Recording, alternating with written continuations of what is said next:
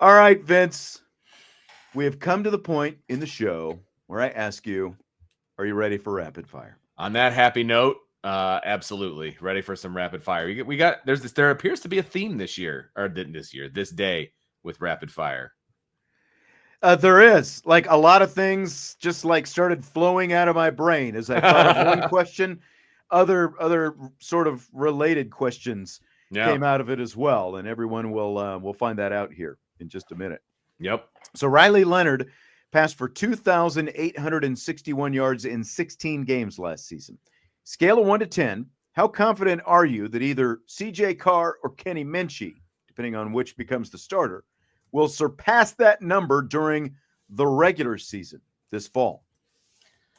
So this is a really good question, and in projecting stats is what I'm most terrible about. But I'm going to give it a shot. Obviously, I think that I was trying to look up like passing offenses for the whole season. Like what are we talking about here? So like like Sam Hartman, yep, 2689. okay. So just he's just a little bit under it, actually, as an example. So 3,000 yards would rank 56th for yards passing in the country last year in 2024. Okay. Mm-hmm. So that means 55 quarterbacks or offenses, because I realize there's backups and all of those different things. So 55 teams threw for more than 3,000 yards. I feel like Notre Dame, whoever the quarterback is going to be over that based on what we know about who these guys are and the projection of who the wide receiving core is. And so on a scale of 1 to 10, I'm like a 9.5 here. I feel like 3,000 yards is the floor for the year as far as passing is concerned. Yeah, I'm in a 9. I'm very, very confident. Like some other people are saying 10. They're very like even more in. Toonces is in an 8. We got a lot of 10s that people are in here though, and this is typically the way it goes. Everyone goes all in because it's like sky's the limit with this whole thing. But like neither of these guys is going to run for 900 yards like Riley Leonard did last year. Oh, I agree with that too. Yeah. And that was obviously a big part of his game and part of the balance. So like, sure. You're talking about over 3,700 total yards that he had. Right. And that's important. That's right. Important because that's very, very important. Yeah.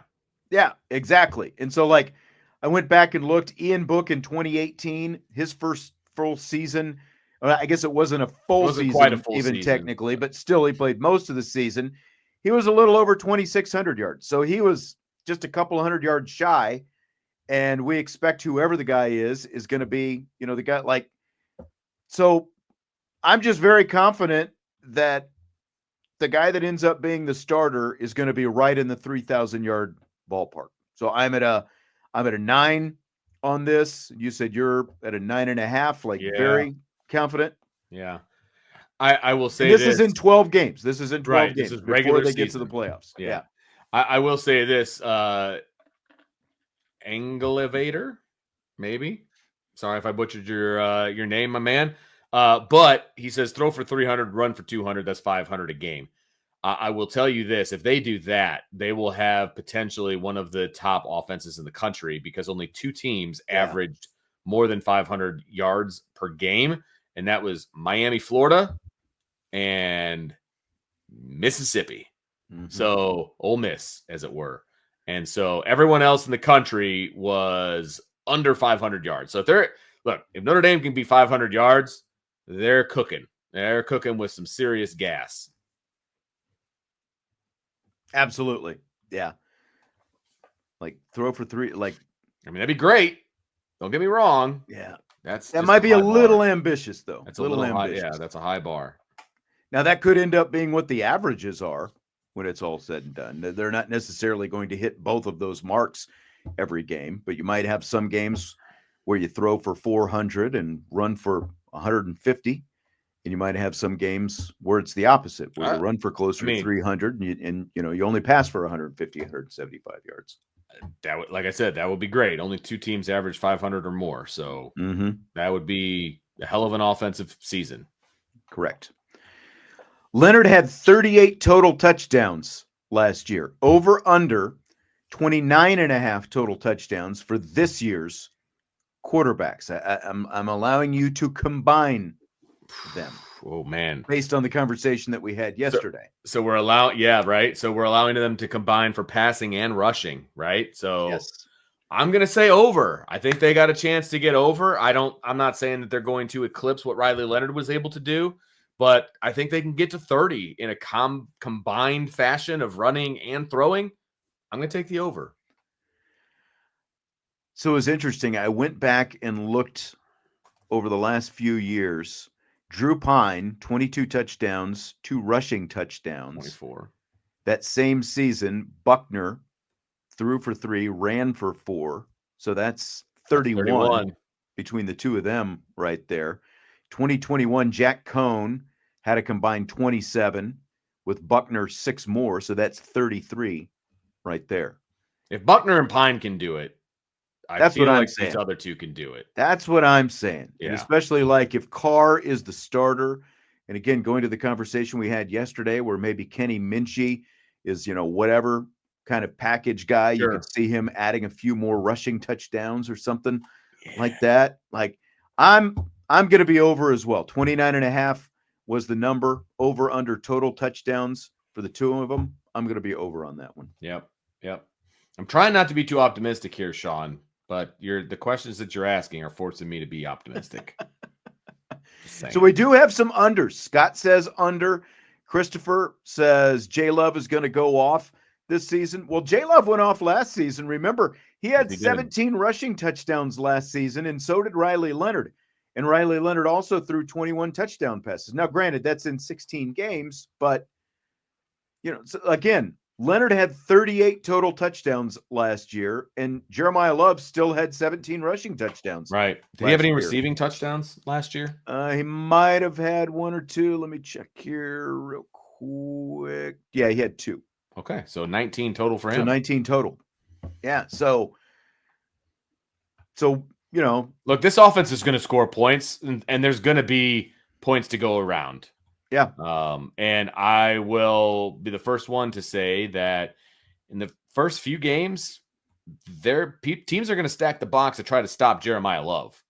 And so it's going to be an opportunity for the quarterback to get some points and spread them out. No, that's exactly right. I mean, I think that's the first thing teams are going to do this season is try to stack the box, try to take away the running game, because they're going to try to put the game on a young, inexperienced quarterback, especially you go on the road, to open up the season to a place like Miami. I think that that's got to be the game plan, is you're going to try to do that. And then it's going to be, one, on the coaching staff, not to put him in a situation where he has to, feel like he's got to do more than what he's capable of. But 2, it's going to be on the quarterback to show that he can do it. And I think that he'll be able to.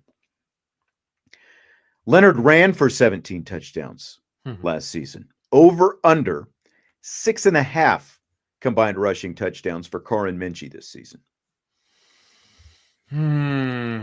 This one's tough. Because 6.5 seems like a decent amount. Obviously, you're comparing him to 17, which they're never going to get anywhere near that, obviously. So let's just get that out of the way. I just feel like they're going to be a throw-first team, and so as far as the quarterback is concerned, or they're going to be handing off to 4-24, and so I'm going to take the under here. I will be pessimistic in this regard, but it wouldn't overly surprise me if they did hit the over. Yeah, again, I feel like people are like a little bit too overconfident in this, because I see a lot of people chiming in the chat saying over, like the rushing Leonard having 17 last year was a massive number. And kind of going to the argument we were just having, if Jeremiah Love is going to have all these touchdowns and you're keeping Jadarian Price happy as well, where are all these rushing touchdowns coming from? right? Because they're not Riley Leonard. It is either going to be Kenny Minchey or CJ Carr. And like going back to 2021, when Buckner was the package quarterback, he had 3 rushing touchdowns that year. Jack Cohn had 2, so that's 5. Drew Pine in 2022 had 2, and Buckner had 4, in the time he was a starter. So that's 6. Now, obviously, Buckner's number would have been up if he had stayed healthy all year, but that also, affects some of those other numbers. So the bottom line in this is I think that there are too many mouths to feed. And with as good as both the passing game and your running backs are going to be, I think it's going to take away from some opportunities for the quarterbacks. So I think it'll be right around this number, which is why I set it at 6.5, but I think it's going to be under. I think it's going to be 5 or 6, basically, total for the quarterbacks. Yep. Like I said, when in doubt, they're going to hand the ball off. They're not going to have the quarterbacks running the football. Like I just don't see that. Why would you take that chance? Right. With those two, you know You've what I mean? got Jeremiah Love. Why do you need to take the chance with the quarterback? Exactly. Yeah. Put them, get in your 2 running or back even personnel. We haven't even talked about Aeneas Williams, Javon Payne, any of those guys. Right. So. It's not going to be a run fest like it was when Riley Leonard had the football in the red zone. It's just going to be different. Now, even if Kenny Minchey is the quarterback in the red zone, you still have that option, obviously, for him to keep the ball and run it in. I just feel like there's going to be more of a traditional run game. Absolutely agree. All right, let's play Guess the Over-Under season win total. And I was thinking about this, Vince. Yeah. We really haven't done a bad team so far. This is true. So we're going to do a bad team today. And we're going to guess the over-under win total. It's going to be Purdue. We're going to guess Purdue's the old Boilermakers. Yes. All right. So here's the schedule. There we go. They open with Ball State, and then they have Southern Illinois, and then it gets a little bit more interesting after that. Yes, it does. In consecutive weeks, they host USC, they go to Notre Dame, they host Illinois, they go to Minnesota, and then Northwestern back-to-back weeks. They host Rutgers, they go to Michigan, they host Ohio State, they go to Washington, and they close the regular season Thanksgiving weekend. This will be a Friday night game, actually, against Indiana in the old bucket game. So that is I feel like for a second year, Purdue is going to have one of the toughest schedules of the entire. They really do. Nobody else in the Big Ten is playing this kind of schedule but Purdue.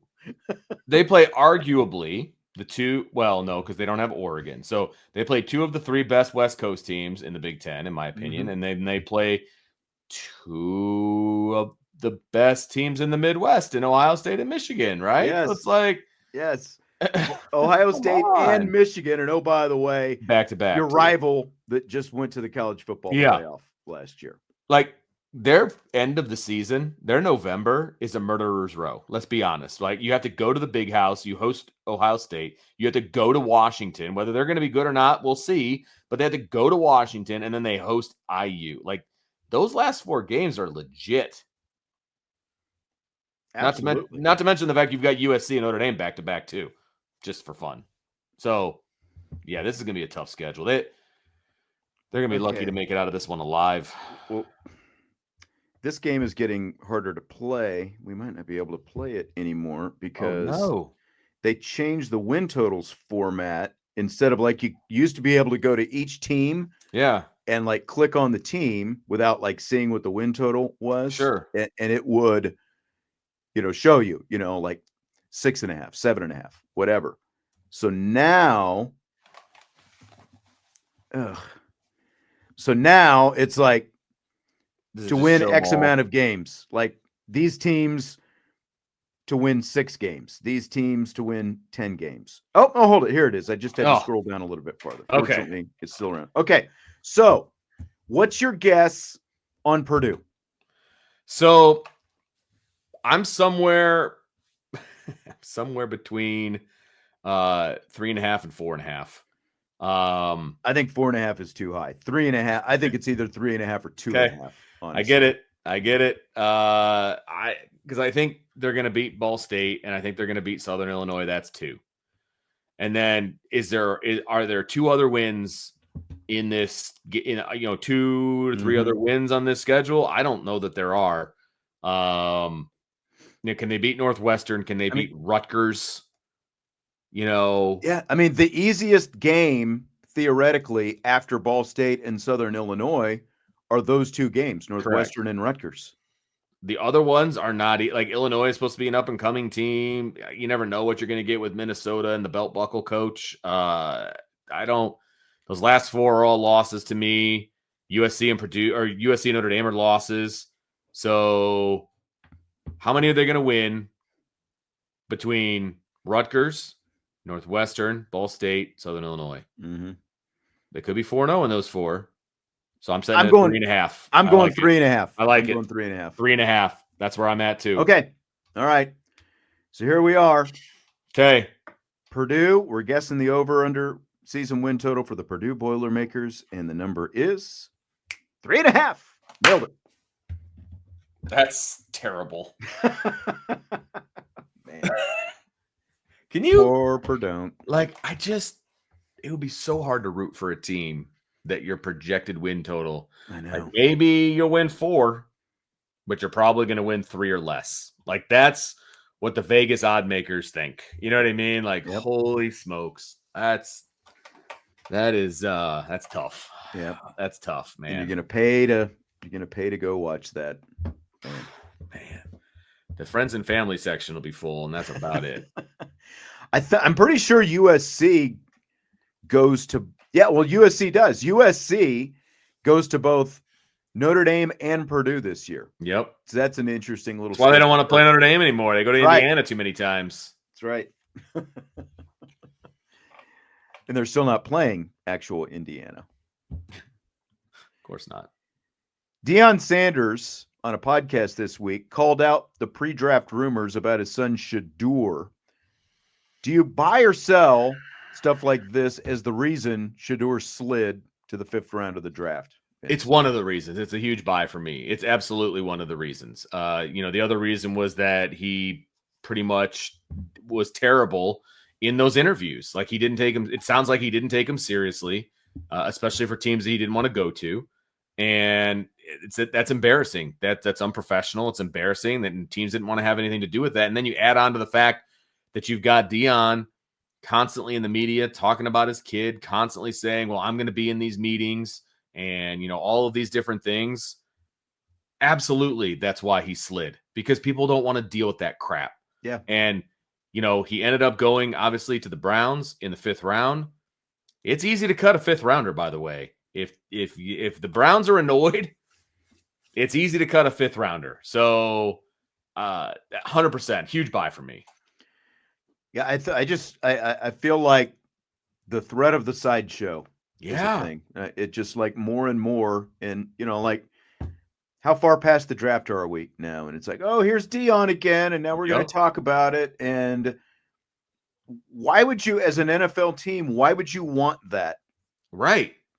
And why would you want any part of this guy with a big megaphone just criticizing potentially everything you do? Because now what happens when it gets into the season and Deion's complaining about the fact that Shedur's not playing and he should be playing? And, even if he does end up playing, the play calling stinks and they're not, setting him up for success. And it's just always going to be something. Yeah. It's going to be a bad look for Deion too, because is his Colorado team going to be undefeated at that time? Right. You know what I mean? You have a day job, my guy. It's not being your son's agent.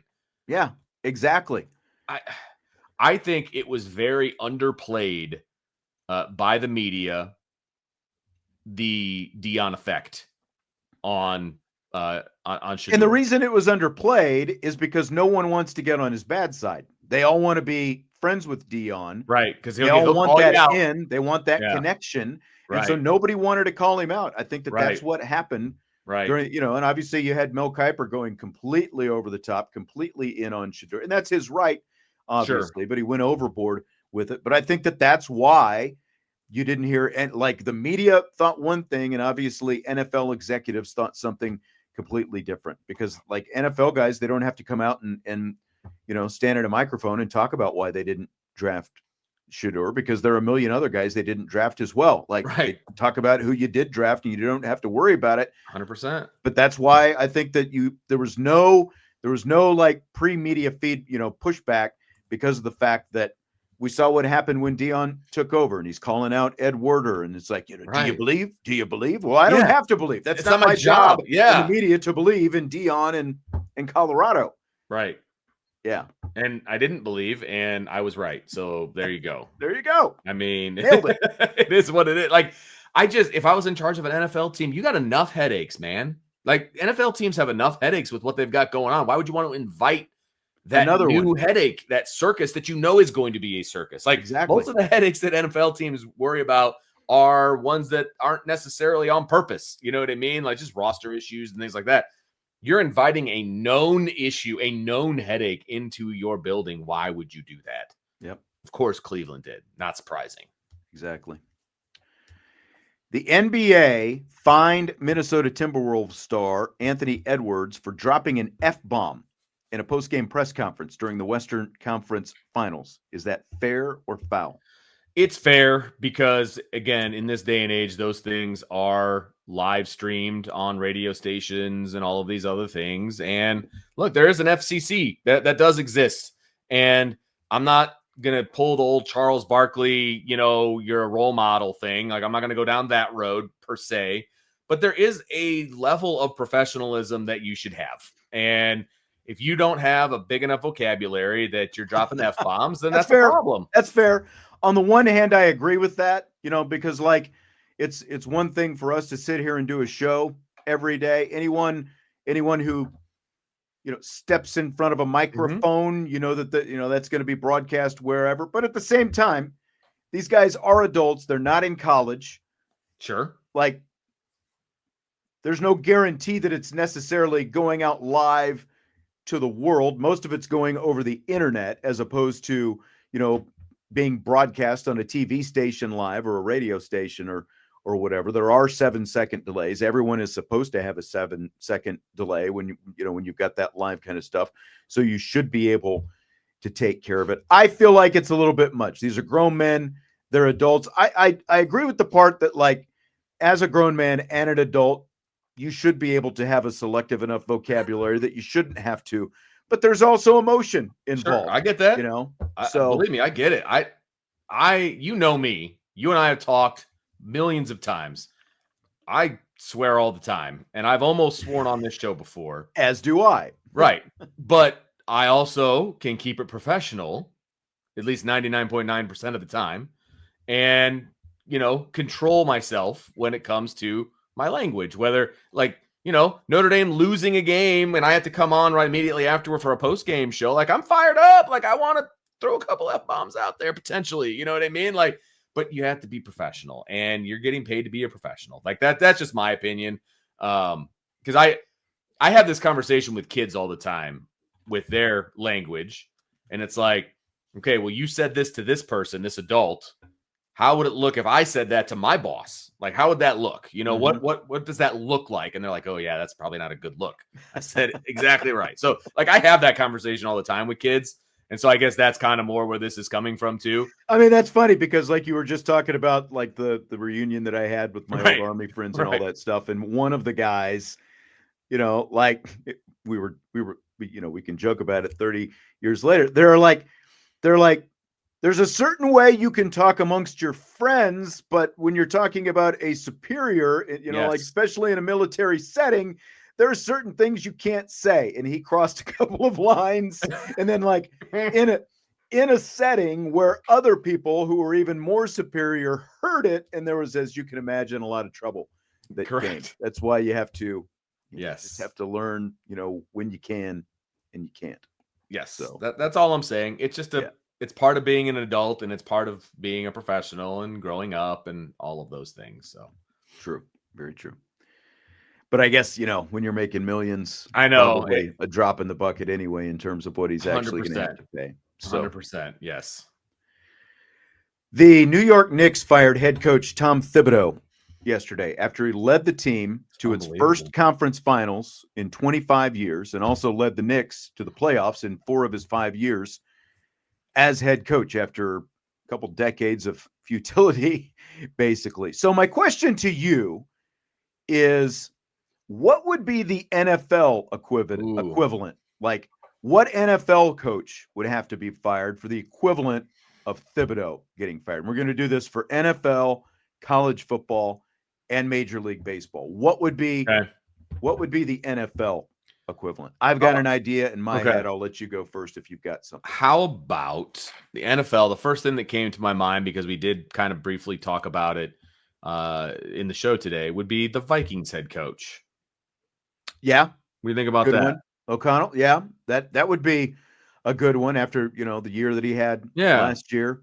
Maybe Dan Campbell after years and years of futility. You get to the playoffs a couple years in a row, and all of a sudden you can't advance, and so now you're gonna change course or something like that. Yeah. That's a good one. Sean McDermott is the one I went with, the Buffalo Bills head coach. They've been to the playoffs 7 of the last 8 years after missing the playoffs 17 consecutive years, but they can't get to the Super Bowl. It's kind of the same thing.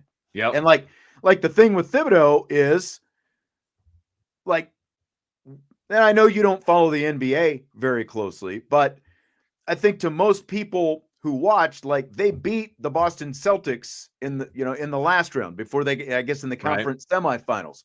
So a lot of people, I think, considered that, well, you've already overachieved. You beat the Celtics, the defending champs, the number 2 seed, and all that stuff.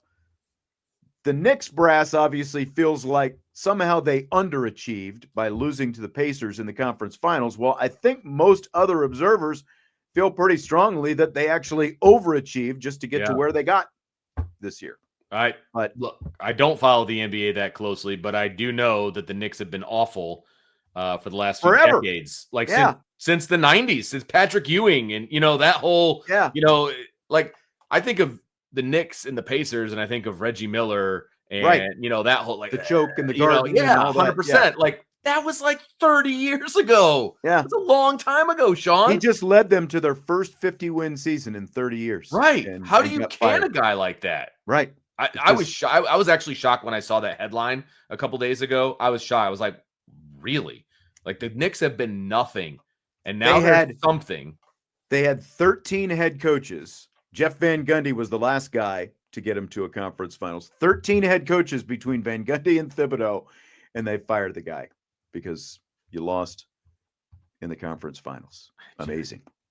Amazing. There has to be more to it, right? Like, was he mean to secretaries or something? Or it's just bad ownership. Yeah. Which would, explains why they were so bad for as long as they were to begin with. That's fair. That's fair. It was a terrible decision as far as I can tell. With the information that I have, terrible decision. Terrible. See, Christopher says the Ravens coach, John Harbaugh, but I don't think that's a good comparison because he's won a Super Bowl. Yeah. Because you could say that maybe with Mike Tomlin as well, but Tomlin's won a Super Bowl. So we're kind of limiting it to guys who haven't achieved the ultimate prize, because those guys have at least won Super Bowls, but they're kind of they're both on the backside of that right now. They're still consistently getting to the playoffs, but they're not winning once they get there, but they've at least got a championship to show for it. College football, I came up with 2 names. Okay. One, I'll give mine first and then see what yours is. Mine would be like Brian Kelly when he was still at Notre Dame. Sure. If they would have consistent 10 if wins, they would have fired him. Yeah, you're getting there, you're winning these 10 games, you're getting to the playoffs, but you're not going anywhere. Like that would have been kind of, I think, my biggest college guy. Like, that's fair. No, I think that's a good one. Do you have another Brian one? Kelly didn't deserve to get fired. Yeah. Right. He left on his own. Now, I think that was a good decision and it worked out well for everyone. But they would not have had cause to fire him from an on the field standpoint. They wouldn't have. Right. So I think that's a really good one, actually. How about 3 years from now when Kenny Dillingham continues to take Arizona State to the playoffs and they're not go anywhere? They're a blue blood and then he gets canned. Yeah. That's a good one. He thinks they're a blue blood. You know? James Franklin at Penn State was the other one. Like that That is actually a good one. I'm trying to remove, and especially now because there's a ton of hype on Penn State. There is so much hype this year, and if they don't probably at least get to a national championship game, I think it's going to be a disappointment for them. If they don't win 10 games, it's a massive disappointment. Yeah, with the schedule they've got, with everybody they've got back, and I mean, they've got all-world Drew Aller at quarterback, and they've got Franklin, who's everybody's best friend, as the head coach. And so, I don't know how they're not a national championship team. Yep. D-Hawk, this is one I thought of as well, a little bit farther back. Tony Dungy getting canned by Tampa Bay. And then, of course, he goes to the Colts, ends up winning a Super Bowl with the Colts, but Gruden won the Super Bowl with Tampa Bay after Dungy got fired. Do you remember all that? Like, that was a wild situation. Like, they can Tony Dungy, and then they pay the Raiders to trade for Gruden. Remember that? Yeah. Like, it was a weird scenario on how he went from the Raiders to the Bucks. And I just remember thinking, they're trading a coach? Like, how? What? Like, I just remember thinking that was so wild back then. Yep. I agree. What about baseball? Is there a current baseball guy that would apply? Well, it would have been the Dodgers before they won the championship. So obviously that one's a no-go at this point. I'm trying to think of a team that consistently, makes the playoffs, like the manager of the Rays, I suppose. But I don't know if they've changed. Like, I don't know enough about some of these other teams that continuously make the playoffs but don't win World Series. Yeah. Like Rob Thompson in Philadelphia. Okay. Like if it goes a little bit long. Now, granted, he took them to the World Series just a few years ago when they fired Joe Girardi in the middle of the season. He got them to the World Series, but they've kind of, again, like they made the playoff. They won the division and were kind of a World Series favorite. I think one of the two favorites last year, and they end up getting bumped by the Mets in the playoffs. So, like if they keep getting to the playoffs but can't go anywhere, like I think that maybe is a comp there. Yeah. Craig Counsell, when he was with Milwaukee, if they had fired him, because it felt like they were always overachieving in the fact that they were winning, but they never got the division, and they were. I mean, they had some good teams in Milwaukee, or like any, like Art Howe, like any former Oakland A's manager, basically, right. No, those are all really, really good. Those are all really, really good. I'm trying to think of anybody else that we can even use as a comp.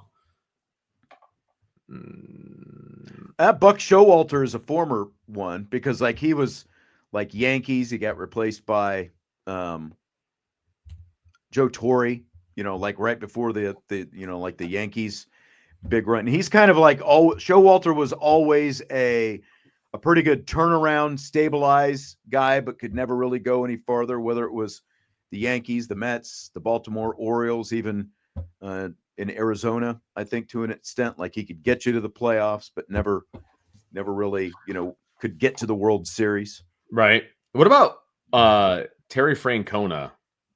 Like, but he turned around, like he won 3 titles with the Red Sox. Right, but then he went to Cleveland and took him to the World Series. Right. I don't remember how he exited Cleveland. Obviously, he's with the Reds now. That was pretty much on his own. Was it? Okay. Yeah. Okay. So it was funny because I was watching, the Cubs play the Reds the other day, and I see Terry Francona in the dugout, and I'm like, wait a minute. I guess he's the manager of the Reds now. Like, so I didn't follow his, different movement and all that kind of thing, but yeah. Christopher Galloway says, how many coaches have the Steelers had in the past 40 years? It would basically, I think in the last 40, it would be 3, because I think Noel would sneak in there maybe. Okay. All right. And then Cowher, and then Tomlin. Yeah. Okay. Gotcha. Tom Kelly with the Twins. I don't follow Minnesota baseball well enough, and I don't think they've made the playoffs in quite a while off the top of my head. I can't think of like when Kelly was the manager, but probably so, because like the Twins were always like they would go to the playoffs. The times they would get to the playoffs, then they would lose to the Yankees in the first round. I guess they were in the playoffs in 23. Yeah, well, they've been to the playoffs a lot more often than I give them credit for. Yeah, but now it's Tom Kelly. When was Tom Kelly the manager? That's what I'm trying to remember of when his years were. It's been a while, I think. If you give me the years, I can tell you if they were in the playoffs. He is 74 now. So he was the I mean, he won 2 World Series. You can't include him. He was the manager when they won in 87 and 91. So no, you can't include Tom Keller. Oh no. Gosh, no. See, yeah. You can tell I'm not up on my Twins baseball history because I had no idea who the manager was. Before the Royals, he was the last small market manager to win a championship. Because then, obviously they won the World Series in 91, but then they made the playoffs in 02, 03, 04, 06, 09, 10, 17, 19, 20, 23. Like, they're in the playoffs more often than not. Now, they suck when they get there. Right. Because it was, let's see, 03 lost 1-3, 04 lost 1-3, 06 0-3, 09 0-3, 0-3, 10 0-3. Like, they're not good. They don't even win games, period, let alone series. But exactly. But they're there. They got invited. Yep. All right. Well, I think that's going to do it for today. Good questions in the mailbag portion of the show today, and some good stuff, I think, there toward the end as well. You'll be back on Friday, right? Last time I checked. Yep. Back on Friday. And I'll be in a great mood because the last day of school is tomorrow. Yes. At least the last day with kids. I still have to go. Party time. But, All right. Smack that like button before you leave us, and we will talk to you mañana on IB Nation Sports Talk.